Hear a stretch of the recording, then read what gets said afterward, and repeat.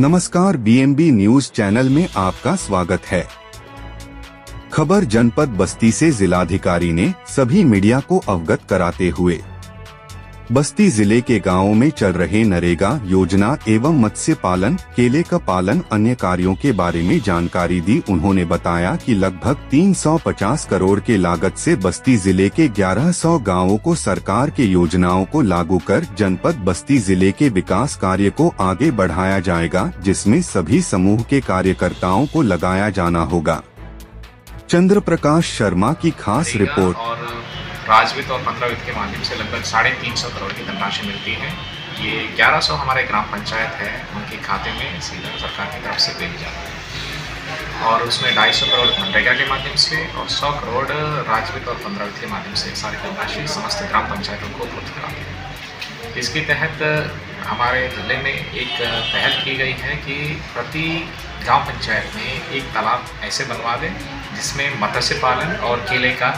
जो है उसका भी पालन करना शुरू करें। तो एक तरफ से एक integrated fishing and farming project है, जहाँ पे प्रति तालाब पे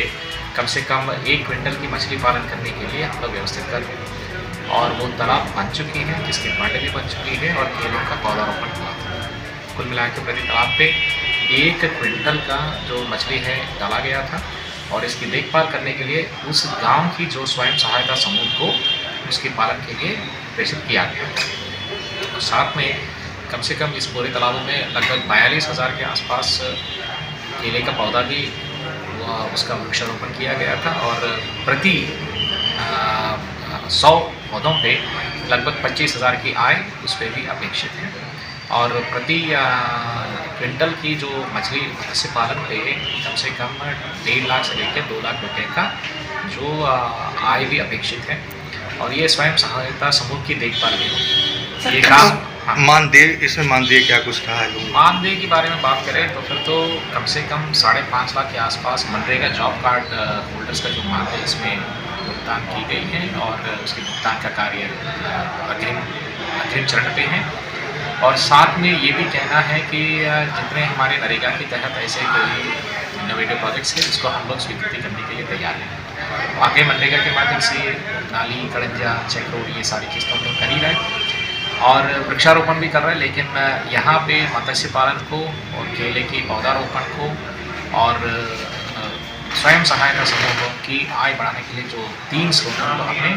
कन्वर्जेंस के माध्यम से करा दिया था। और साथ में ये भी कहना है कि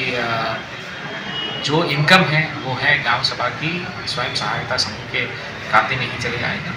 इसमें अधिकतर से अधिकतर हो जाए मत्स्य पालन और अधिकतर से अधिकतर हो जाए केले की पौधारोपण, क्योंकि इस जनपद में केले की पौधारोपण करने वाले किसानों की संख्या कम है, लगभग 169 के आसपास है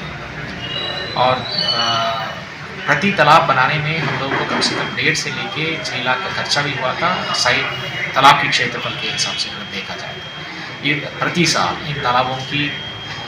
सुदृढ़ीकरण हेतु और सौंदर्यीकरण हेतु और उनकी रख रखाव हेतु हम लोग नरेगा के माध्यम से ये अग्रिम प्रोत्साहन भी करते रहे। ठीक सर, अभी